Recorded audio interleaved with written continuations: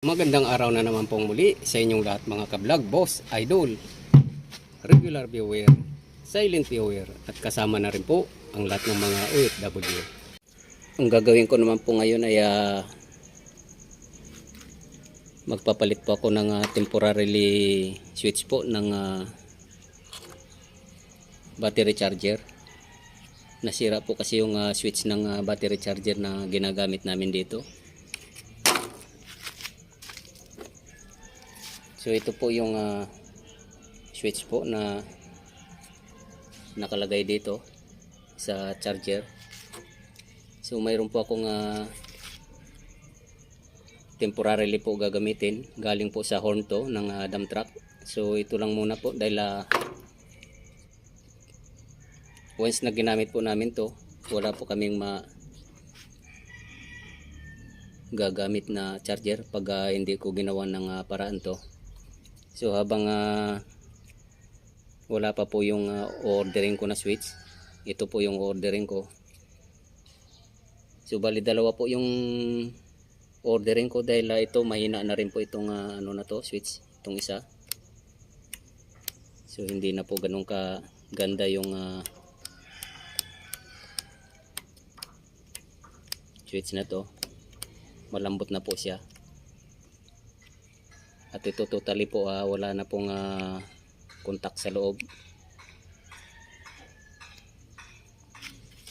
So isasalpak ko po to temporarily para mayroon po kami magamit at o-order naman ako nito. So 20 amperes po siya.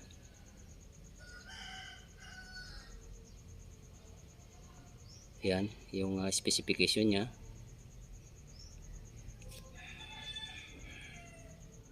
So pag bumili po tayo nito, wag po tayo bababa ng specification niya, yung ampere po niya, kasi pag nilagyan po natin ng mga 10 or 15, madali lang po siya masira. So pinakamaganda kung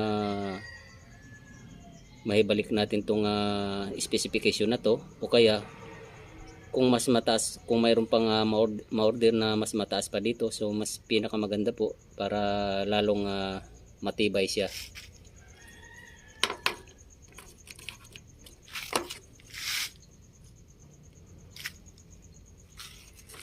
So isasalpak po natin to para matesting na siya.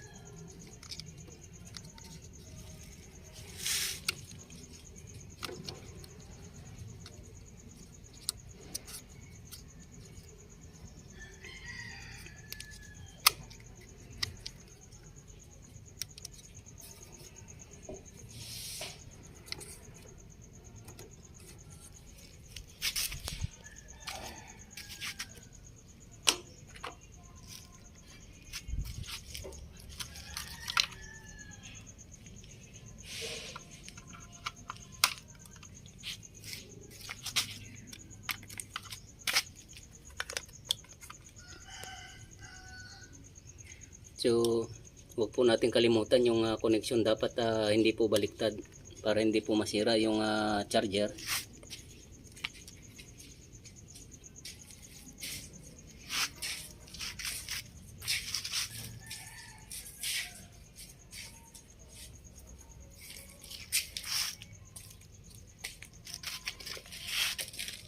Test po natin.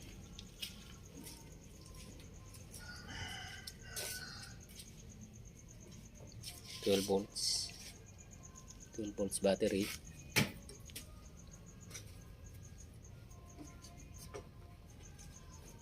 Pag nagcha-charge po tayo ng battery, hindi po natin na kailangan ilagay dito sa start.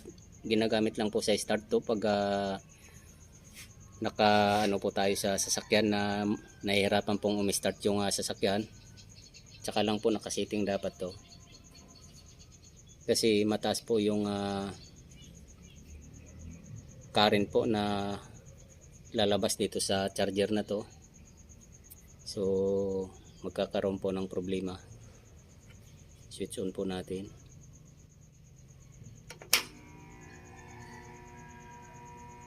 So ayan po, nagkaroon siya ng reading 2 amperes.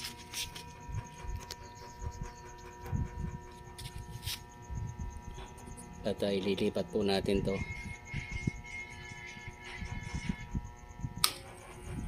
Seven amperes. So ibig sabihin maximum po siya. Naka maximum. So ito po maximum, minimum, maximum, minimum. So ibig sabihin naka maximum setting siya. Try po natin ulit sa minimum. Yan, bumaba po siya kasi naka minimum po siya. Yan.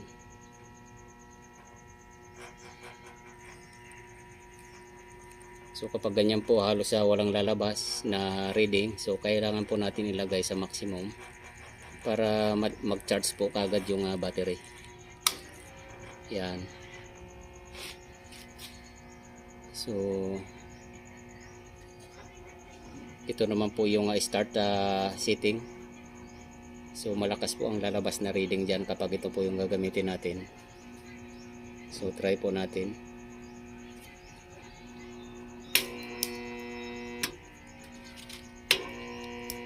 So wala.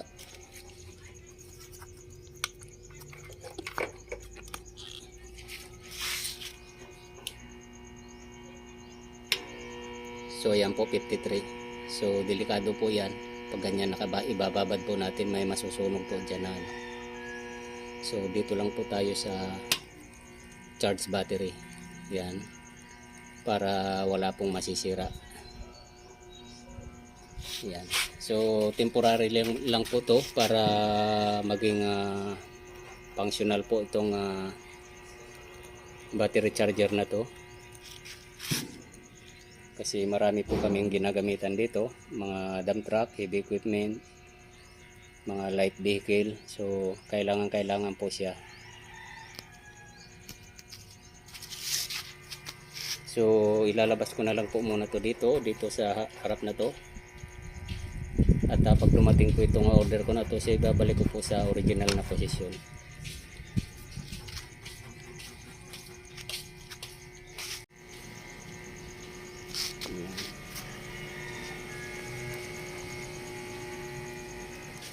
So hanggang dito na lang po muna ang video kong ito. Please like, subscribe na lang po and hit notification bell para sa susunod na mga video.